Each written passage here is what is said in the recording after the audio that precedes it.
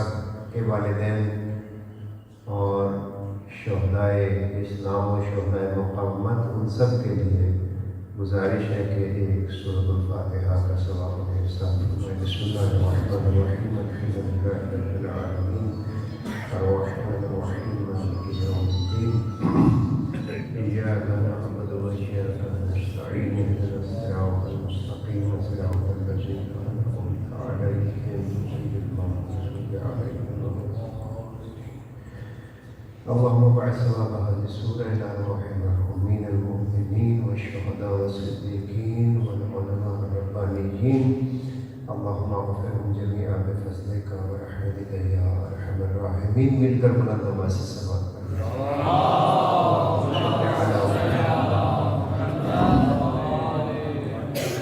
ما شاء الله لا حول ولا قوة إلا بالله العلي العظيم۔ رب اشرح لي صدري ويسر لي أمري واحلل عقدة من لساني يفقهوا قولي۔ بسم الله الرحمن الرحيم الحمد لله رب العالمين مالك الخلائق أجمعين، ثم الصلاة والسلام والتحية والإكرام على أشرف الأنبياء والمرسلين شفيع المذنبين أبي القاسم المصطفى محمد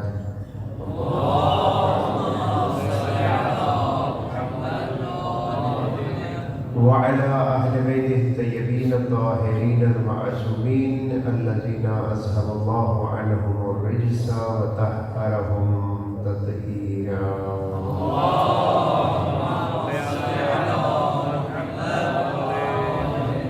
لا سيما بقية الله في الأرضين روحي وأرواح المؤمنين لتراب مقدمهم الفداء، واللعنة الدائمة الأبدية على أعدائهم أعداء الله من يوم عداوتهم إلى أبد الآبدين۔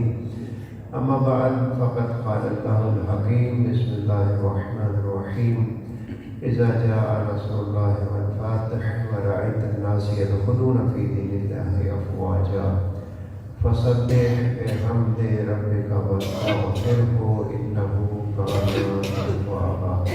فرزندان اسلام جہاں جہاں پر بھی اعلی کلمہ حق کے لیے برسر پیکار ہیں، ان کی ثابت قدمی کے لیے، استقامت کے لیے، حتمی فتح و نصرت کے لیے ایک مرتبہ پھر مل کر بلند آواز سے صلوات پڑھ لیجیے۔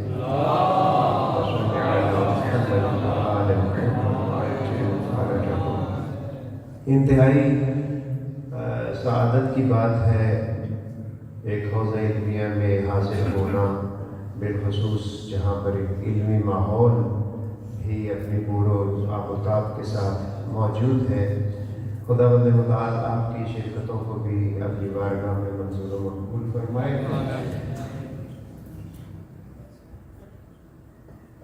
دوسری چیز جو اس ادارے کے ساتھ ہی احیاء ہوئی اور بہت ہی بابرکت ثابت ہوئی، وہ کلام حضرت امیر المؤمنین کا احیاء ہے۔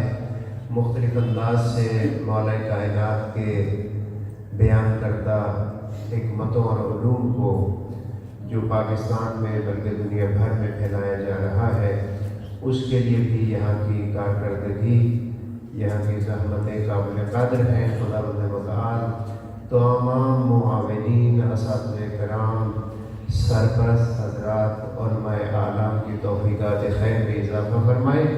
ان سب کی توفیقات خیر میں اضافے کے لیے ایک مرتبہ پھر بلند آواز سے صلوات پڑھ لیجیے۔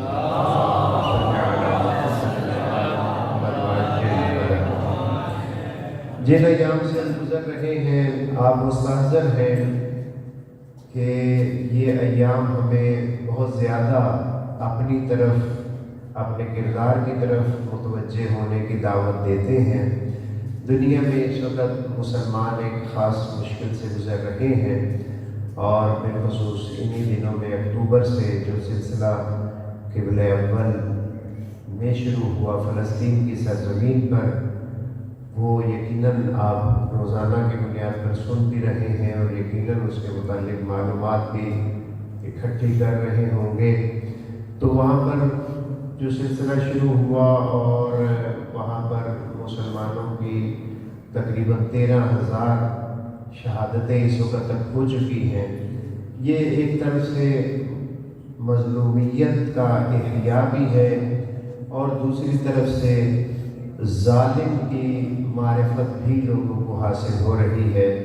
آپ نے یقیناً دیکھا ہوگا کہ مسلمان ممالک سے بھی زیادہ بڑے احتجاج ان ممالک میں ہوئے ہیں اور ہو رہے ہیں جو ممالک غیر مسلم کہلاتے ہیں، جیسے یورپ میں انگلینڈ ہے، لندن ہے، نیو یارک ہے، اور دنیا کے مختلف خطے جہاں پر اسلام بہت کم ہے، مسلمان بھی کم ہیں، برسر اقتدار بھی نہیں ہیں، لیکن وہ لوگ کسی نہ کسی صورت میں مظلوموں کے لیے آواز بلند کر رہے ہیں۔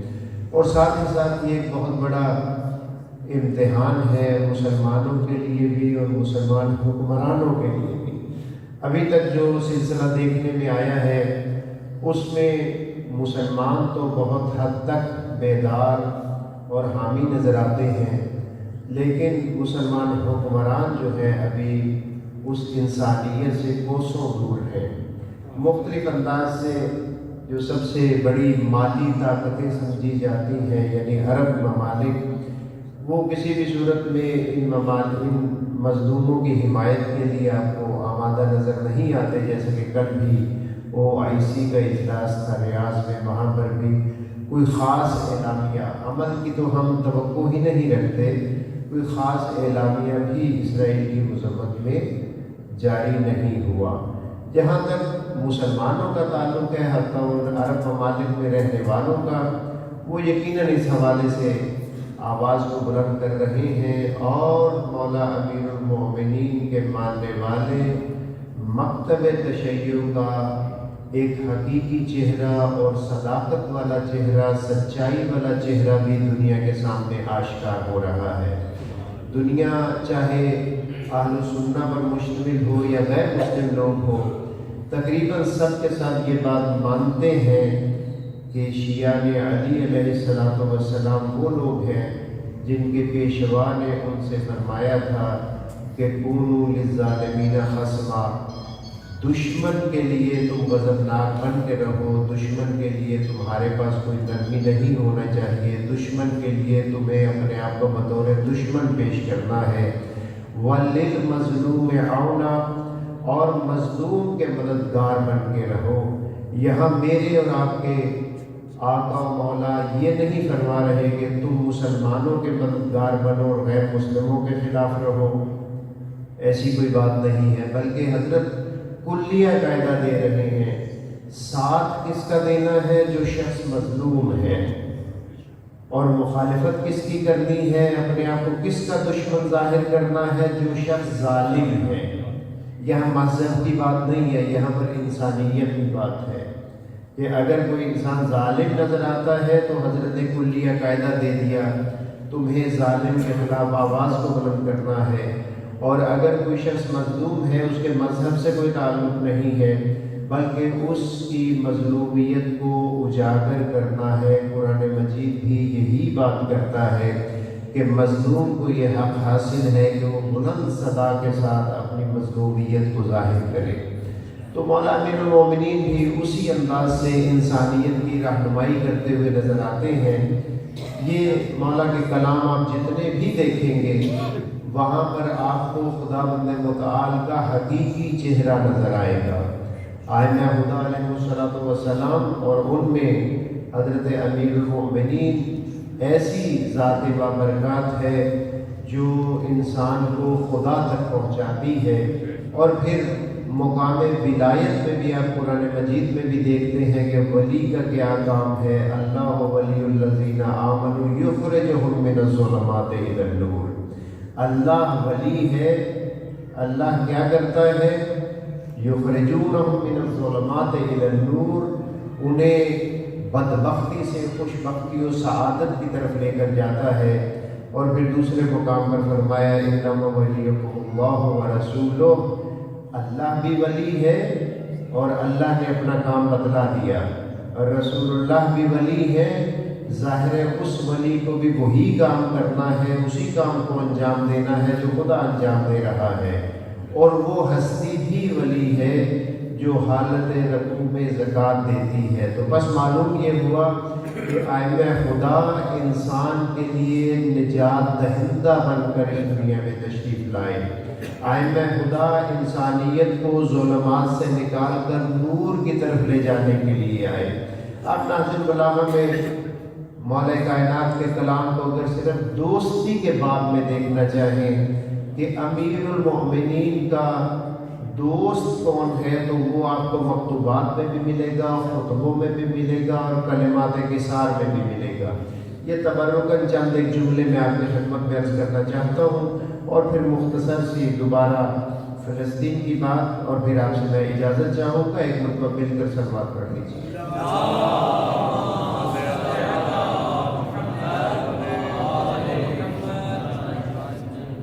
حضرت کے حکم اور مواعظ جو آخری حصہ ہے، اس میں حضرت اپنے دینی بھائی کو یاد کر رہے ہیں۔ اگرچہ علامہ مفتی جعفر حسین رحمۃ اللہ علیہ نے لکھا ہے کہ اس سے مراد جناب ابو ذر غفاری ہو سکتے ہیں، یا عثمان ابن مظعون ہو سکتے ہیں، یا جناب مقداد ابن اسود ہو سکتے ہیں، لیکن عموماً عرب میں یہ روش ہوتی ہے کہ جب کوئی نصیحت کی جاتی ہے یا کسی چیز کو یاد کیا جاتا ہے، تو اگر شخص کی یاد ہو تو اسے بھائی یا بیٹے کے عنوان سے یاد کیا جاتا ہے۔ آپ مکتوبات میں بھی دیکھیں گے تو مولا کائنات حسنین شریفین کو مخاطب کر کے گفتگو فرماتے ہیں، جبکہ وہ نصیحتیں سب کی سب ہمارے لیے بھی بدرجہ اتم رہنما کی حیثیت رکھتی ہیں۔ حضرت فرماتے ہیں، یہ کلمات قصار میں 289 اس کا شمارہ ہے، فرماتے ہیں کانا لی فیما مضی اخ فی اللہ۔ اب حضرت فرما رہے ہیں گویا کہ علی دوست کون ہے، امیر المومنین کا دوست کون ہے، اور امیر المومنین کس قسم کے شخص کو اپنا دوست رکھتے ہیں۔ فرماتے ہیں کانا لی فیما مضی اخ فی اللہ، عہد ماضی میں میرا ایک دینی بھائی ہوا کرتا تھا، وَكَانَ يُعْزِمُهُ فِي عَيْنِي صِغَرُ الدُّنْيَا فِي عَيْنِهِ، وہ میری آنکھوں میں بہت زیادہ عظمت رکھتا تھا، کیونکہ دنیا اس کی نگاہ میں کوئی اہمیت نہیں رکھتی تھی۔ میں علی اس شخص کو دوست رکھتا ہوں جس کی نگاہ میں دنیا کی کوئی قیمت نہیں ہے۔ وہ اپنی آخرت کو، اپنے دین کو، اپنی شجاعت کو دنیا کے بدلے میں فروخت نہیں کرتا۔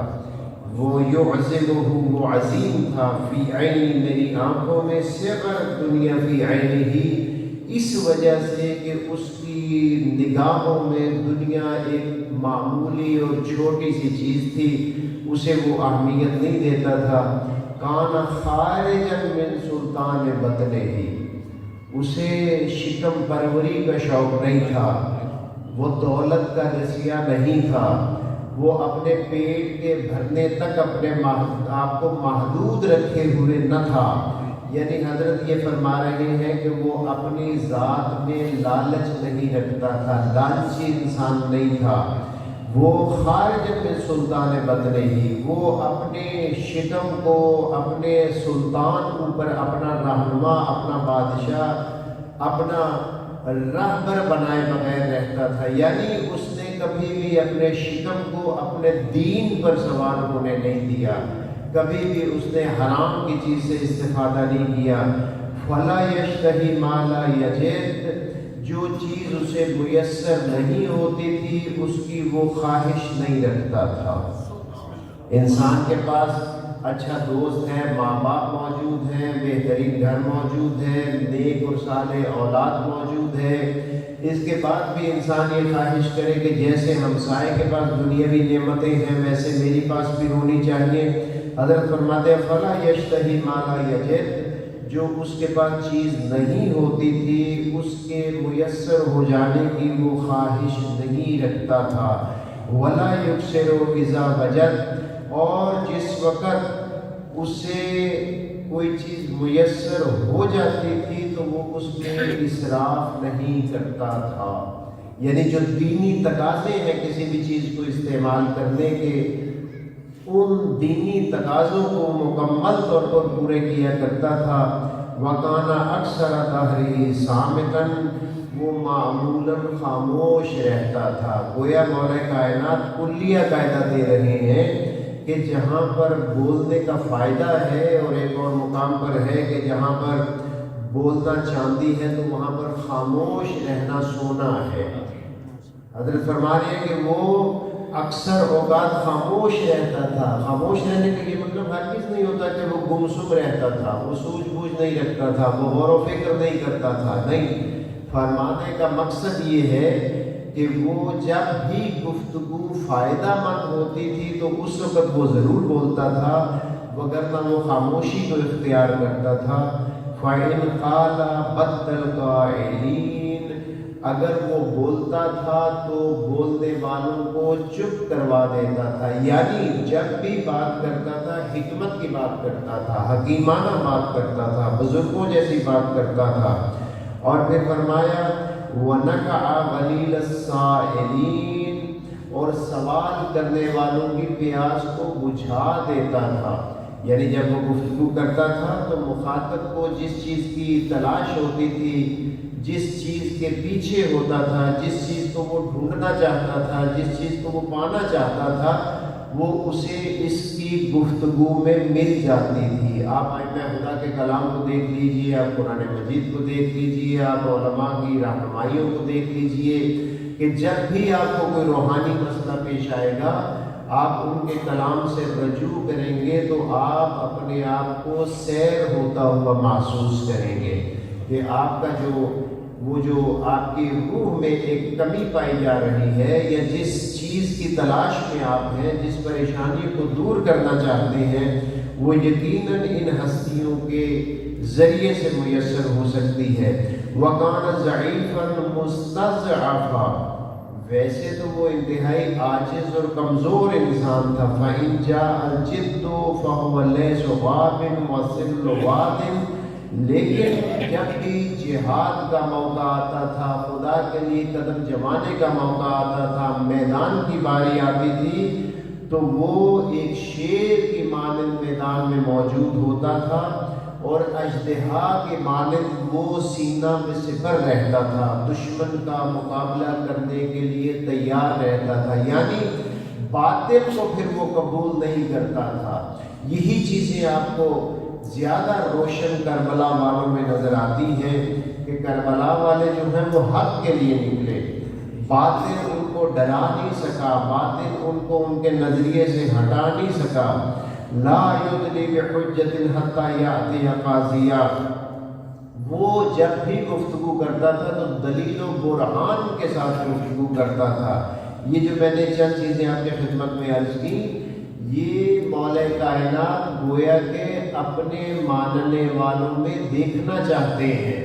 مولا گویا کہ اس طریقے سے فرما رہے ہیں کہ جس شخص میں یہ خوبیاں پائی جائیں، سمجھو کہ وہ مجھ امیر المومنین کا دوست ہے، میرے راستے پر چلنے والا ہے۔ ایک مومن کی شان یہ ہے کہ اس میں یہ چیزیں پائی جاتی ہیں۔ وَقَانَ لَا يَلُومُ أَحَدًا عَلَىٰ مَا يَجِدُ الْعُذْرَ فِي مِثْلِهِ، اگر کسی کی وہ گفتگو سنتا تھا اور گفتگو ضعیف و کمزور ہوتی تھی تو وہ اس میں ضعیف پہلو تلاش نہیں کرتا تھا، بلکہ ایسے پہلوؤں کو تلاش کرتا تھا کہ اس کی گفتگو کو مثبت انداز سے لے سکے۔ جیسے معمولاً انسانوں کی طبیعت ہوتی ہے، ہماری پاکستان میں یہ طبیعت ہوتی ہے کہ کوئی شخص سچ بھی بول رہا ہو تو ہم اس میں کوئی ایسی بات تلاش کرنے کی کوشش کرتے ہیں جس کے ذریعے سے ہم نکتہ چینی کر سکیں، جس کے ذریعے سے ہم اس کی بات کو قبول نہ کریں، جس کی وجہ سے ہم اس کی بات کے خلاف کوئی دلیل لے کر آئیں۔ مولا فرماتے ہیں کہ اگر وہ کسی کی بات سنتا تھا اور اس میں کوئی کمزور پہلو ہوتا تھا تو وہ اس کا عذر تلاش کرنے کی کوشش کرتا تھا، یعنی اسے مثبت معانی میں لیتا تھا، منفی معانی میں نہیں لیا کرتا تھا۔ حتی یسمع اعتذارہ، یہاں تک کہ وہ اس کی معذرت کو سن لیتا تھا۔ کیا فرما رہے ہیں حضرت کہ اگر کسی کی گفتگو میں کوئی شک والی بات ہوتی تھی تو وہ میرا دوست یعنی علی دوست جو شخص ہے وہ اسے حسن ظن پہ حمل کرتا ہے، اچھائی پر حمل کرتا ہے، سوء ظن نہیں رکھتا اپنے دوست کے بارے میں۔ وَكَانَ لَا يَشْكُو وَجْعًا إِلَّا عِنْدَ بُرْعِهِ، وہ کسی درد و تکلیف کا ذکر نہیں کرتا تھا۔ ایک علی دوست شخص وہ ہوتا ہے کہ اگر اس کے اوپر کوئی مشکل آ جائے تو وہ اپنے رب سے رابطہ کرتا ہے، اپنے رب سے بات کرتا ہے۔ ابھی جب آپ جامعہ کے گیٹ سے اندر داخل ہو رہے ہیں تو رائٹ ہینڈ پر مولا کائنات کا ایک فرمان بھی لگا ہوا ہے، جس میں حضرت فرماتے ہیں کہ خدا سے کوئی بھی حاجت طلب کرنی ہو تو پہلے رسول اللہ صلی اللہ علیہ وآلہ وسلم پر صلوات بھیجو،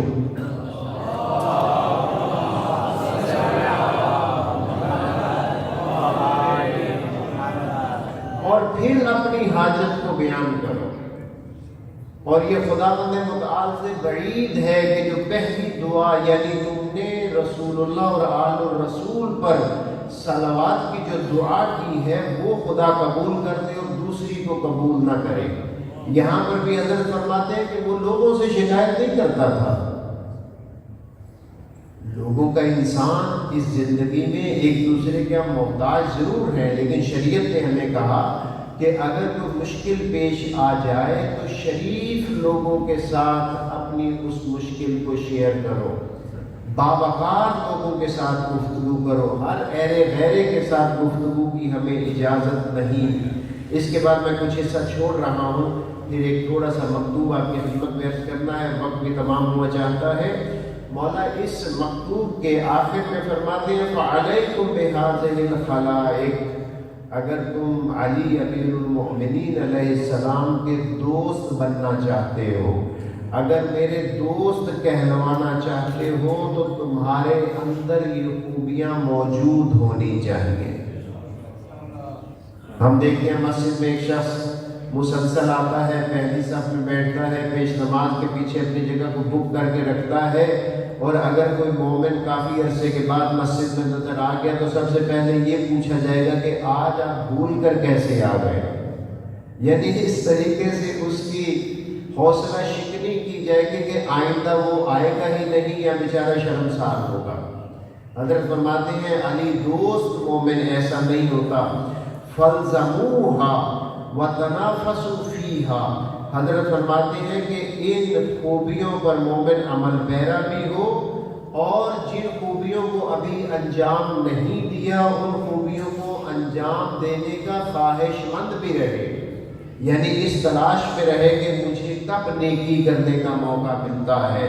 تو بس معلوم یہ ہوا کہ حضرت کا دوست وہ شخص ہو سکتا ہے جو صرف نعرے نہیں لگاتا بلکہ عمل کر کے دکھاتا ہے، اور حضرت کی یہی خواہش ہے۔ اگر حضرت کی معرفت نہ ہو تو حضرت سامنے بھی موجود ہو تو انسان نیزوں کے اوپر بلند کیے گئے قرآن سے دھوکا کھا جاتا ہے۔ بعض اوقات انسان ایسا بدبخت بن جاتا ہے کہ وہ امیر المؤمنین سے زیادہ اپنے آپ کو باتقوا ثابت کرنے کی کوشش میں لگ جاتا ہے، اپنے آپ کو زیادہ باتقوا سمجھنے لگ جاتا ہے۔ حضرت فرماتے ہیں کہ یہ خوبیاں تم میں ہونی چاہیے، اور اگر فَإِن لَمْ تَسْتَطِيعُوهَا، اگر تم ساری خوبیاں اپنے اندر پیدا نہیں کر سکتے، فَاعْلَمُوا أَنَّ أَخْذَ الْقَلِيلِ خَيْرٌ مِنْ تَرْكِ الْكَثِيرِ، ان میں سے تھوڑی سی خوبیاں بھی پیدا کر لینا بہترین ہے بجائے اس کے کہ کوئی بھی خوبی نہ پائی جائے۔ انسان یہ کہے، ہم عموماً سنتے ہیں مختلف علاقوں میں جا کر جب حضرت امیر المومنین کا کلام پڑھ کے سنایا جائے تو کہتے ہیں کہ یہ تو حضرت علی ہی کر سکتے تھے، یہ تو امیر المومنین ہی کر سکتے تھے۔ ایسا نہیں ہے۔ امیر المومنین نے اگر مجھے اور آپ سے یہ کہا ہے کہ تم لوگوں نے ایسا بننا ہے تو مجھ سے اور آپ سے زیادہ حضرت امیر المومنین کو علم ہے کہ یہ شخص اس فریضے کو انجام دے سکتا ہے، چونکہ وہ ولی الہی ہے، خدا کے بنائے ہوئے ہیں، اور خدا لا یکلف اللہ نفسا الا وسعها انسان کی طاقت سے زیادہ اسے تکلیف نہیں دیتا۔